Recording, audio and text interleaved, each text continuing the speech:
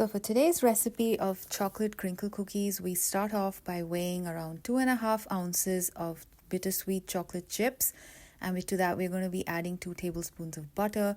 And we're going to melt both the butter and the chocolate chips using a double boiler method. And once this mixture has melted, we're going to incorporate 2 tablespoons of neutral vegetable oil into this mixture while it's still pretty warm. And once that has mixed in pretty well with the mixture, we're going to add some cocoa powder, around half a cup of cocoa powder into this mixture, and incorporate that as well.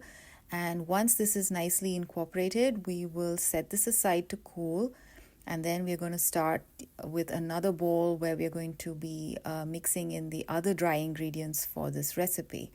So in another bowl, we now take some flour, some sugar, and we're also going to be adding some baking powder as well to this mixture. And once all of these have been incorporated, including some salt, which I almost forgot to add, we're going to stir this with a spoon and incorporate all of these different powders together. And once this bowl is ready, we set this aside and we shall go back to our first bowl. And by now, I think the chocolate mixture should have probably cooled down. And to this, we add a tablespoon of vanilla extract followed by 2 eggs. And at this point, I really wish I had taken out my stand mixer because this is quite tricky to kind of whisk with your hand. So I highly recommend using a stand mixer. Once the eggs have been nicely incorporated into this mixture, we shall now add the sugar, flour, baking powder mixture slowly into this in like 3 equal parts so that it gets incorporated slowly till you get a nice dough which resembles Play-Doh.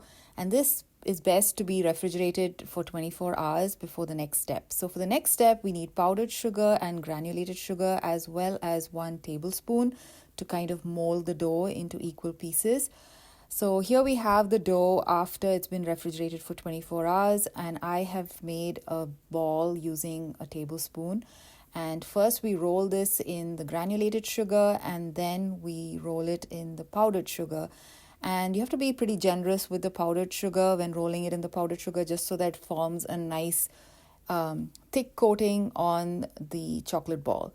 And once you've done this with all the dough, arrange them nicely on a baking tray, and we shall bake these for around 15 minutes at 350 Fahrenheit.